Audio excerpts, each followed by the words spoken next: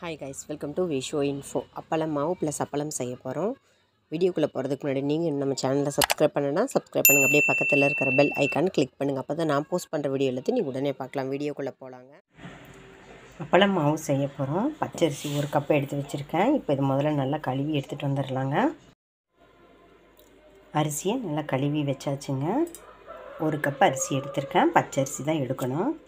இது கூட 1 ஸ்பூன் ஜவ்வரிசி சேர்த்துக்கலாம். ஜவ்வரிசி சேர்க்காமையும் செய்யலாம் அப்பளம். ஜவ்வரிசி சேர்த்து செஞ்சோம்னா இன்னும் செம்ம டேஸ்ட்டாக இருக்கும். இந்த ரெசிபிக்கு தேவையான உப்பை நாம் இப்போ சேர்த்துக்கலாங்க. இப்போ சேர்த்து ஊற வச்சிடலாம். இப்போ இது தண்ணியில் ஊற வைக்கிறதுக்கு பதில் நம்ம தயிரில் ஊற வைக்கணும். 1 கப்பு தயிர் எடுத்து வச்சுருக்கேன். இப்போ அதை இது கூட சேர்த்திக்கலாம். சேர்த்து நல்லா ஊற வச்சுக்கலாங்க. ஒரு 5-6 மணி நேரம் நல்லா ஊறினா தான் சரியாக வரும். இந்த மாதிரி நல்லா ஊற வச்சுக்கலாங்க. இப்போ நல்லா இது அரிசி ஜவ்வரிசியெல்லாம் இந்த தயிரில் ஊறுற மாதிரி நம்ம ரெடி பண்ணிக்கலாம். இந்த மாதிரி இது நல்லா ஊறட்டுங்க. ஊறினதுக்கப்புறம் இதை அரைக்கணும். அப்புறம் நல்லா ஊறினதுக்கப்புறம் அரைச்சிக்கலாம். இப்போ இப்படியே இது ஊறட்டுங்க. அரிசி தயிரில் ஊற வச்சுருந்தோம். உப்பு போட்டு கூட ஜவ்வரிசியும் சேர்த்து அது நல்லா ஊறிடுச்சு.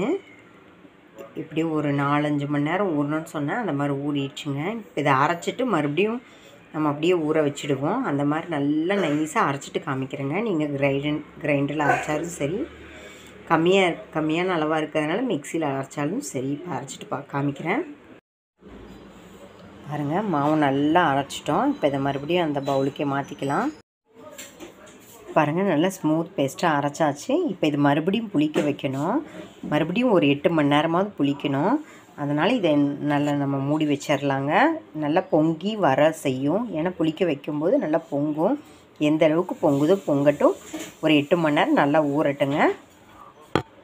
மூடி வச்சிடலாம். அப்பளம் மாவுக்கு நம்ம அரைச்சி வச்சுருந்த அரிசி தயிர் உப்பு சேர்த்து நம்ம அரைச்சி வச்சுருந்தோம் நைஸாக. இப்போ அது நல்லா ஃபர்மெண்ட் ஆகிருக்கு. நல்லா புளிச்சு வந்திருக்கு. இப்போ இதை நம்ம வேக வைக்கணுங்க. இட்லி மாதிரி வேக வச்சுக்கணும். ஒரு பிளேட் எடுத்துக்கலாங்க. அந்த பிளேட்டில் எண்ணெய் போட்டு நம்ம நல்லா ஸ்ப்ரெட் பண்ணி விட்டுட்டு இப்போ நம்ம அரைச்சி வச்ச மாவை இதில் போட்டு இட்லி மாதிரி வேக வச்சு எடுத்துக்கலாம். ஒரு 20 நிமிஷமாவது வேகணும். இந்த பிளேட்டுக்கு மாற்றிட்டு காமிக்கிறேங்க. பாருங்கள், அப்பளம் மாவு நான் இந்த பிளேட்டுக்கு மாற்றிட்டேன். இப்போ இது நல்லா வேக வச்சு எடுத்துக்கலாங்க.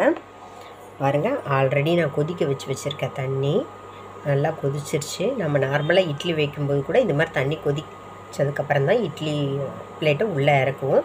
அதே மாதிரி இதையும் இறக்கிக்கலாங்க. ஒரு 20 மினிட்ஸ் கழித்து பார்க்கலாங்க. இதை மூடி வச்சு வேக வச்சுக்கலாம். 20 மினிட்ஸ் கிட்ட நல்லா வேகணும். இப்போ நல்லா புளிச்சது உங்களுக்கே நல்லா தெரியும். வெந்ததுக்கப்புறம் நல்லா ஷைனிங்காக இருக்கும் மாவு. அதை வச்சு நம்ம வெந்துருச்சுன்னு கண்டுபிடிச்சிக்கலாம். 20 நிமிஷம் கழித்து பார்க்கலாங்க. நம்ம வேக வச்சுருந்த அப்பள மாவு வெந்துருச்சுங்க. இப்போ இதை வெளியே எடுத்துக்கலாம். பாருங்கள், ஷைனிங்காக இருக்குது பார்த்தீங்களா? இதுதான் நான் சொன்னேன், இதுதான் வெந்ததுக்கு அடையாளம். இப்போ இதை சூடோடையே நம்ம நல்லா இடிச்சுக்கணும். இடிக்கல்லில் இடிச்சிட்டாலும் சரி, அதாவது இடி உரலில் இடிச்சிட்டாலும் சரி, நீங்கள் மிக்சியில் போட்டாலும் சரி, இந்த ப்ராசஸை சூடாக தான் பண்ணணும். மாவு சூடாக இருக்கும்போது தான் செய்யணும். நல்லா இடிச்சுக்கலாங்க. இதிலேருந்து கொஞ்சம் கொஞ்சமாக எடுத்து நான் இப்போ இடிக்கிறது எப்படின்னு காமிக்கிறேன்.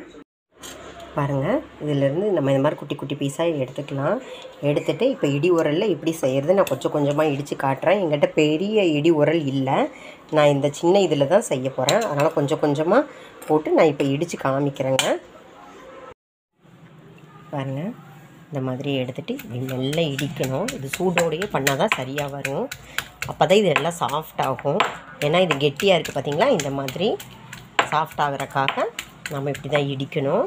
ட்ரெடிஷ்னலாக இப்படி தான் பண்ணுவாங்க. இப்போ நாம் தான் எல்லாம் மிக்சியில் இந்த ப்ராசஸை பண்ணுறோம். இந்த மாதிரி இடிச்சுக்கலாங்க.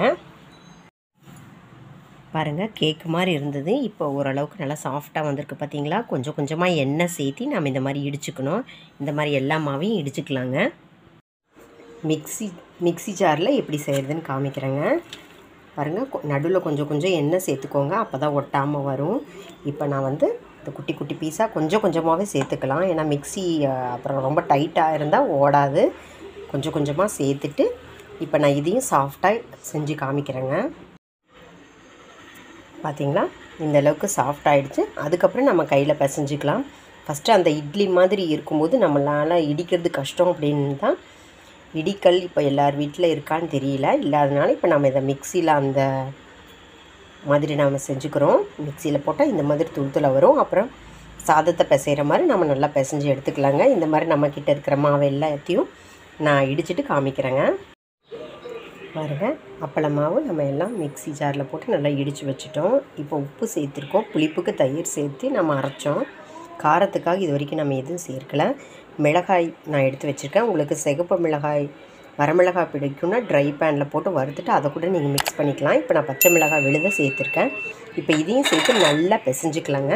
அப்போ தான் அந்த அப்பளமாவும் நல்லா பால் மாதிரி வரும். அந்த மாதிரி பிசைஞ்சு எடுத்ததுக்கப்புறம் பார்க்கலாம். பாருங்கள், அப்பளமாவு நல்லா மிக்சி ஜாரில் போட்டு நம்ம இடித்து வச்சுட்டோம். காரத்துக்கு பச்சை மிளகாய் சேர்த்துட்டோம். இது வந்து ஒன்றுமே சேராத மாதிரி இருக்குது. இது நல்லா மெர்ஜ் ஆகும். நல்லா பால் கன்சிஸ்டன்சி வரணும் அப்படின்னா நம்ம கொஞ்சம் எண்ணெய் ஊற்றிக்கலாம். அந்த உருண்டை வர்ற அளவுக்கு நம்ம எண்ணெய் சேர்த்திக்கலாம். அதுக்காக நிறைய ஊற்றிடாதீங்க, பார்த்து பக்குவமாக ஊற்றுங்க. இப்போ நம்ம எண்ணெய் ஊற்றியாச்சு. இப்போ இது நல்லா பிசைஞ்சு எடுத்துக்கலாங்க. நல்லா பிசைஞ்சோம்னா கரெக்டாக பால் மாதிரி வந்துடும். டேஸ்ட்டு செக் பண்ணிக்கோங்க. குட்டி குட்டி பாலாக நமக்கு எந்த அளவுக்கு அப்பளம் வேணுமோ இல்லை அப்பளம் மாவு வேணுமோ அந்தளவுக்கு நம்ம குட்டி குட்டியாக ரெடி பண்ணிக்கலாம். ஃபஸ்ட்டு பிசைஞ்சு எடுத்துக்கலாங்க. பச்சை மிளகாய் விழுது போட்டு நம்ம ஒரு தடவை கையில் மிக்ஸ் பண்ணிட்டோம். மறுபடியும் ஒரு ட்ராப் தண்ணி ஊற்றிக்கலாங்க. இப்போ நம்ம இது மறுபடியும் மிக்சி ஜாரில் போட்டு எடுத்துக்கலாம். ஒரு சுற்றி எடுத்துக்கலாங்க. பாருங்கள், மறுபடியும் மிக்சியில் நான் போட்டு ஒரு ட்ராப் தண்ணி ஊற்றி எடுத்துட்டேன். இப்போ பார்த்திங்களா கரெக்டாக பால் மாதிரி செய்ய வருது. இந்த மாதிரி நம்மக்கிட்ட இருக்கிற மாவை எல்லாத்தையும் நல்லா இடிச்சிட்டு காமிக்கிறேங்க.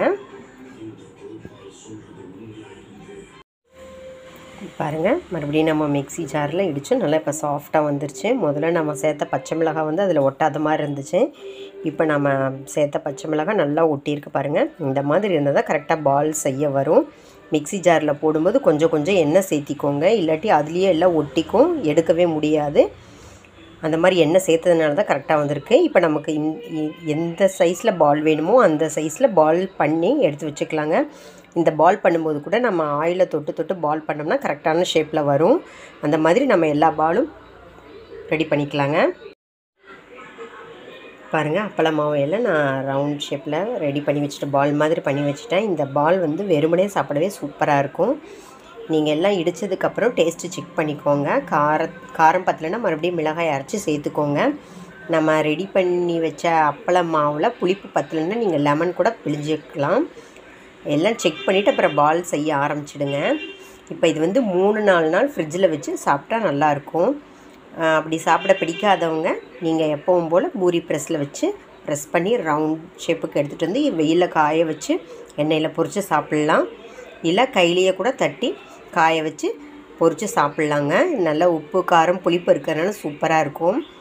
அந்த காலத்தில் ட்ரெடிஷ்னலாக அரிசி மாவு அப்பளம் இப்படி தான் செய்வாங்க. இதில் புளிப்பு காரம் இருக்கிறதுனால இது எல்லாருக்குமே பிடிக்கும். ப்ரெக்னென்ட் லேடிஸ்க்கு இன்னும் ரொம்ப பிடிக்கும். நான் அவங்களுக்கு வந்து மாங்காயில் வாய்க்கு புளிப்பாக சாப்பிட்ணுன்னு நினைப்பாங்க. அந்த மாதிரி டயத்தில் நம்மக்கிட்ட புளிச்ச தயிர் இருந்தால் இது தாராளமாக செஞ்சு கொடுக்கலாம். இது அரிசியை தயிரில் ஊற வச்சு தான் செய்யணுமா அப்படின்னு கேட்டால் அப்படி இல்லைங்க. அரிசி மாவில் கூட தயிர் ஊற்றி நாம் நல்லா எடுக்கிற அரிசி மாவை நம்ம எந்தளவுக்கு அரிசி மாவு தேவையோ அதை முழுக்க தயிரில் ஊற வச்சு உப்பு போட்டு ஊற வச்சுடுங்க. நல்லா புளிக்க வச்சுடுங்க. இப்போ இன்றைக்கி செய்கிறீங்க அப்படின்னா நாளைக்கு நீங்கள் காலையில் ரொம்ப சீக்கிரமே செய்யணும்னு அவசியம் இல்லை. மத்தியானம், அதாவது கிட்டத்தட்ட ஒரு 8 மணி நேரத்துக்கு மேலே அதை புளிக்க விடணும். அந்த அளவுக்கு தயிரில் ஊற வச்சதை எடுத்து அதுக்கப்புறம் இதே மாதிரி இட்லி மாதிரி வேக வச்சு அரிசியாக இருந்தால் அரைச்சி செய்வோம். நீங்கள் அரிசி மாவாக எடுக்கிறதுனால இன்னும் ஈஸியாக வேலை முடிஞ்சிடும். ஆனால் இட்லி மாதிரி வேக வைக்கிறது கண்டிப்பாக செஞ்சு தான் ஆகணும். இட்லி மாதிரி வேக வச்சு நீங்கள் இடிக்கல்ல இடிச்சிட்டாலும் சரி, மிக்சியில் இந்த மாதிரி சேர்த்துட்டாலும் சரி, நம்ம விருப்பம்தான். எப்படி வேணால் செஞ்சுக்கலாம். ரெண்டு டைப்பாக நான் இப்போ உங்களுக்கு சொல்லியிருக்கேன். நீங்கள் எந்த மாதிரி வேணால் செஞ்சுக்கோங்க. காரமாக புளிப்பாக உப்பு எல்லாம் ரொம்ப மிக்ஸ் பண்ணதுனால செம்ம டேஸ்ட்டாக இருக்குங்க. ஓரளவுக்கு தூக்கலாகவே சேர்த்துக்கோங்க. காரம் கம்மியாக சாப்பிட்றவங்க வேணால் கம்மியாக சேர்த்துக்கோங்க. இல்லாட்டி இது நல்லா புளிப்பு காரமாக சூப்பராக இருக்கும். ட்ரை பண்ணி பாருங்கள். Traditional recipe. அப்பளமாக இந்த மாதிரி ரெடி பண்ணி வச்சுருக்கோம். இப்போ இது அப்பளமாக ரெடி பண்ணிக்கலாங்க. இந்த மாதிரி பூரி ப்ரெஸ் ஒன்று எடுத்துக்கலாம். இதில் நம்ம ரெடி பண்ண அப்பளம் மாவு வச்சுக்கலாம். இதுக்கு மேலே இன்னொரு பேப்பர் வச்சு நம்ம ப்ரெஸ் பண்ணி எடுத்துக்கலாங்க. நம்மக்கிட்ட இருக்கிற அப்பளம் மாவெல்லாம் இந்த மாதிரி தட்டி ரெடி பண்ணியாச்சு. இப்போ இதை நல்லா வெயில காய வச்சு எடுத்துக்கலாம். நம்ம காய வச்ச அப்பளமெல்லாம் ரெடியாக இருக்குது பாருங்கள். இப்போ இதை எண்ணெயில் போட்டு பொரிச்சு எடுத்துடலாங்க. எண்ணெய் சூடாகிடுச்சுங்க. இப்போ இதில் நம்ம ரெடி பண்ணி வச்சுருக்கிற அப்பளத்தை போட்டு பொரிச்சு எடுத்துக்கலாம்.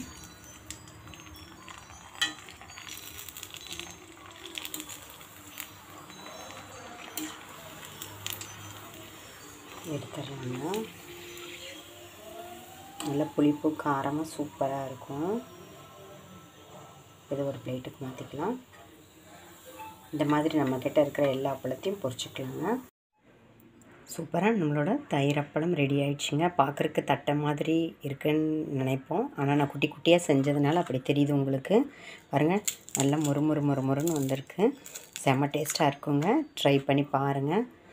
அதாவது புளிப்பு காரமாக நல்லா உரப்பாக இருக்கும். நல்லா ரொம்ப டேஸ்ட்டாக இருக்குங்க. எப்படி சொல்கிறதுன்னு தெரில, அதோட டேஸ்ட்டு. இந்த மாவு சாப்பிட்டாலும் சூப்பராக இருக்கும், இந்த மாதிரி அப்பளம் சாப்பிட்டாலும் சூப்பராக இருக்கும். நீங்கள் எந்த அளவுக்கு வேணாலும் பெருசாக செஞ்சுக்கலாம், நம்ம விருப்பம்தான். ட்ரை பண்ணி பாருங்கள். என்னங்க இந்த ரெசிபி உங்களுக்கு பிடிச்சிருந்தா லைக் பண்ணுங்கள், ஷேர் பண்ணுங்கள், கமெண்ட் பண்ணுங்கள். ஞாபகமாக சப்ஸ்கிரைப் பண்ணுங்கள். ஓகே, பாய்.